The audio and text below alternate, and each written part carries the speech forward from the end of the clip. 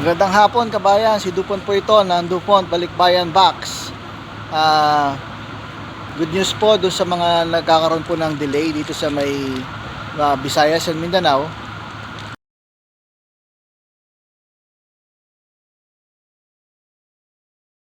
Alam namin na nag-aalala kayo sa box nyo, pero sa mga datihan namin ng mga customer, yung mga tawag dyan, mga veterans na namin, mga pioneer, sanay na sila sa amin dahil ligtas ang box nila. Alam naman nila yon na may bantay sa warehouse 24/7. Ngayon po kasi nangyari kaya nagka-delay dahil sabay-sabay dumating yung container. Hindi kinaya ng mga delivery team, sumobra na yung volume ng mga boxes. Ginawa naman na ng paraan, katulad ng dati, nung may problema tayo sa mga box na hiwa-hiwalay dumarating, nasolve natin, sabay-sabay nang dumarating. Siguro na 99.9% ang kasiguraduhan na sabay-sabay darating yung box mo. Kapag merong pang 1% na hindi may sakay na sabay-sabay na may i-deliver, ibig sabihin puno na talaga yung delivery truck or yung container, kaya pinahiwalay. Kasi mas maganda na po na paunahin yung mga boxes na nakasakay na o para ma-deliver na maaga at alam naman na ng delivery team pa saan pa ulit ipapahabol yung isa pa na natira. So far itong taon na to wala namang ganun pa nangyari ditong 2025. Almost half year na tayo, napakabilis ng araw. Pagdating ng June, nagpe-prepare na yung mga kabayan natin para sa mga papadala ng Mindanao for Christmas, kasi July dapat ipadala na yan, July, August dapat mapadala na yan papuntang Mindanao. Kapag Christmas season, pag bear season, binibigyan mo dapat ng isang buwan na palugit yan. So itong natin, nagkaroon ng delay, normal lang yan sa lahat ng cargo company. Natututo tayo na may mga pangyayari na ganyan.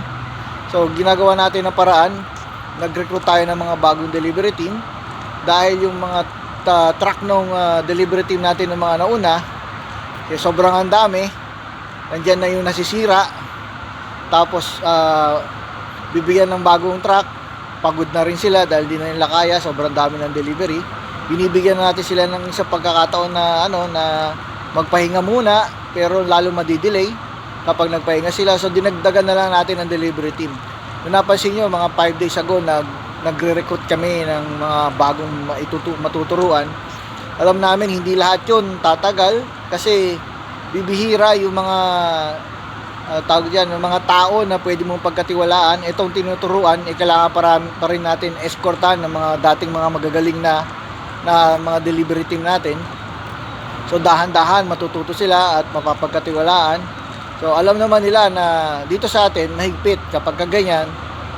Tanggal lagi yun ang natin tanggal. Marami tayong tao, maraming mga Pilipino naghahanap ng trabaho. Tinatanggal ka agad sa trabaho yung mga balasubas magtrabaho. So hindi natin kailangan yun dito, kasi nga ang target natin safe dumating yung box. Maganda dumating yung box na parang regalo. Yung mga delay, hindi po natin makokontrol yun hanggat hindi natin hawak yung mga pagkakataon. Katulad ng bagyo, yung nagpupuno sila ng barko sa transship, hindi nila mapuno. So hindi tayo makakapag-utos sa mga barko na yon na paalisin nyo na yan, hindi pa sila puno. Yung epekto yan kasi ng tariff, nagtaas. So kakaunti yung mga nagsiship ng mga businessman, ng container. So hindi sila makapuno doon sa Asia Port.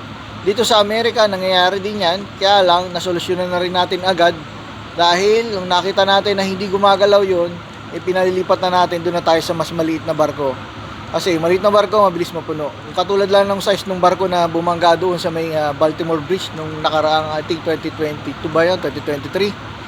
So kabayan, sa mga loyal namin na customer, salamat sa mahabang pasensya. Kakaunti lang yung customer natin ngayon na makulit na nagpa-follow up, na akala nila wala na yung box nila.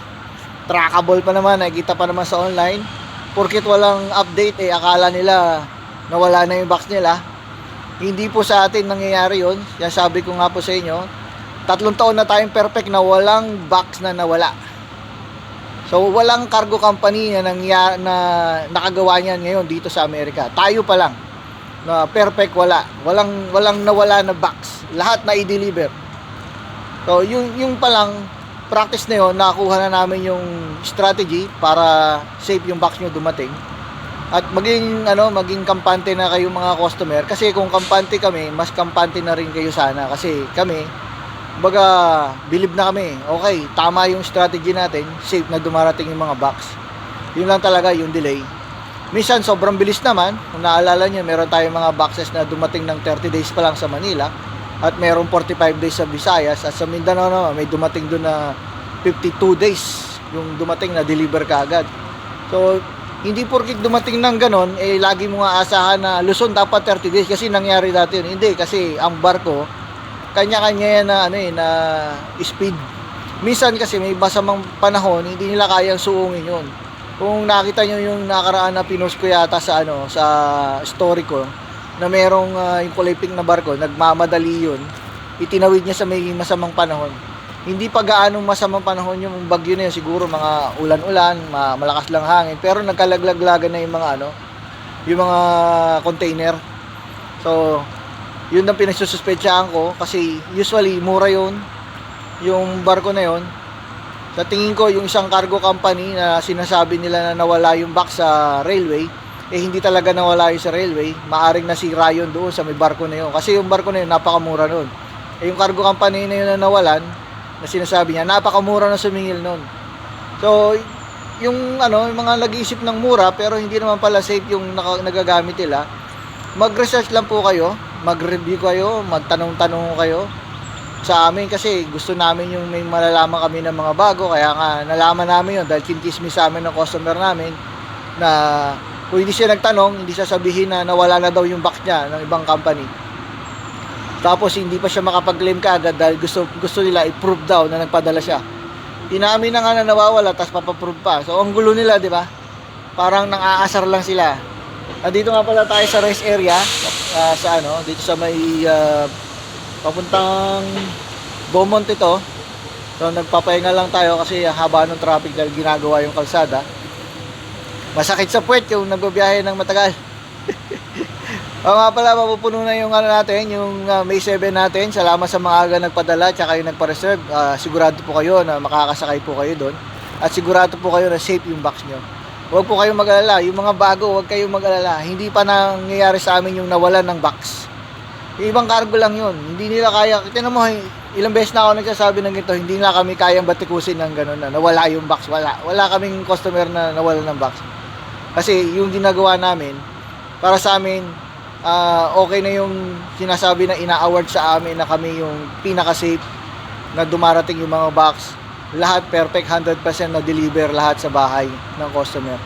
Hindi kami nagbubuhat ng upuan namin, sinasabi niyan sa amin ng datos. So may data po tayo dyan. Ang next shipment natin ay para doon sa May 14. Pero itong May 7 natin, ang estimate sa Manila Port ay July 4. Ang estimate naman doon sa may Cebu ay July 7. Ang estimate naman doon sa Mindanao, sa may Cagayan de Oro warehouse or Cagayan de Oro Seaport natin, kasi sa Cagayan de Oro Seaport magkalapit lang yung warehouse natin. Mabilis lang yun, pagka dumating doon may unload agad yun, tapos dadalhin na agad sa warehouse. August 7 po yung estimate natin doon. Yung gano'n naman po yung susunod natin, yung para sa May 14, ang dating po noon I think is July 11 sa Manila, at July 14 naman sa Visayas. Sa Mindanao ay August 14. So nag-a-adjust lang tayo. Estimate lang din kasi yung maibibigay talaga ng mga sea cargo line, mga tawag diyan, shipping line. Kapag kaganyan, ang binibigay nila ay estimate, kasi kahit sila hindi nila sigurado kung gaano sila katagal, kung magkakaroon ng aberya, kung may masira sa makina nila, kung kailangan nila mag-refuel, kung kailangan nila mag-unload sa ibang lugar dahil sa overweight sila, o hindi nila alam na mahaba pala ang pila sa Taiwan o sa Korea na magta-transship sila. Yung pagka-transship ay inililipat po sa mas maliit na barko, yung mga papunta lang ng Pilipinas o papunta ng ibang part ng Asia. Kasi pwede papunta ng Pilipinas, as papunta ng Malaysia, papunta ng Singapore. Yung barko na yun na yun, para sa Asia. Kaya yung ginagamit nila, ang tawag nila doon na terminology is transship. Nililipat yung container natin. Mapapansin nyo, meron tayong mga transship na 1 linggo na o 2 linggo na, hindi pa na-load sa transship. Actually, nakapila din sila. Yung pila na yun, minsan mabilis. Minsan naman, kapag mabilis nga, na-load na, hindi naman sila makalis dahil hindi nga puno. Yun yung epekto nung tariff na mataas. Kumonti yung nagsiship. Alam natin na Amerika lang ang nag-epekto nun, pero sa buong mundo, may epekto yun. Ganon din sa gasolina. Pag nagtaas ang Amerika, nagtaas ang Middle East, magtataas ang buong mundo. Ganon din sa mga value ng mga pagkain. Laging ang lead talaga, lagi natin dyan, ay ang Amerika, hindi Pilipinas. Gumagaya lang ang Pilipinas. So pagka mayroon tayong mga pagbabago dito sa Amerika, nadadamay agad ang Pilipinas at ang Asia. Maraming komplikasyon. I think itong China, may nabalitaan ako sa isang customer na pro-Trump din. Sabi niya, sumusuko na ang China, ibababa na nila yung tariff charge nila sa Amerika para daw ibaba na rin ng Amerika. Totoo naman kaya naman tinasan ng Amerika dahil mataas sila maningil. Yun ang nangyayari. So, para sa akin, okay yun. Pag nangyari yung bababa lahat ng mga commodity. Magmumura pati ang mga gasolina natin dito, mga fuel, pati hanggang sa ibang bansa. May epekto yan. Magkakaroon ng chain reaction.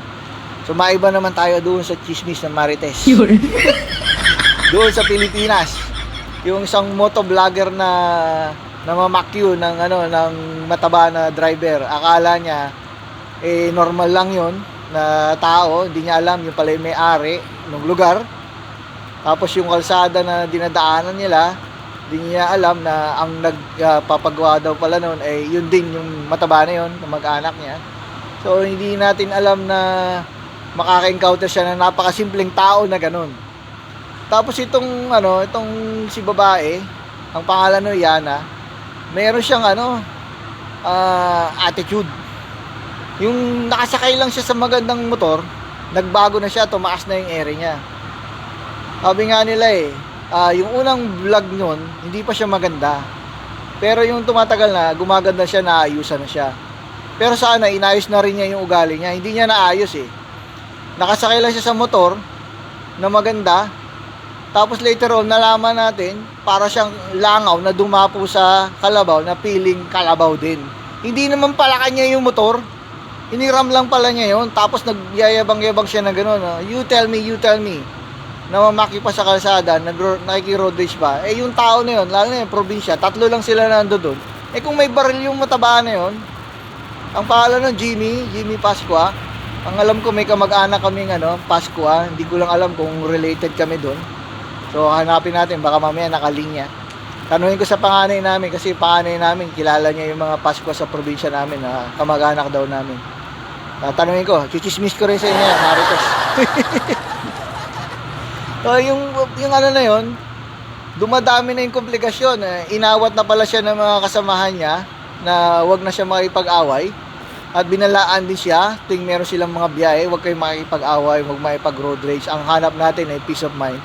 Pero ang ginawa niya, nag-a-attitude siya ng ganun. Na akala niya, in-overtake, sinight sweep siya, parang sinagi siya.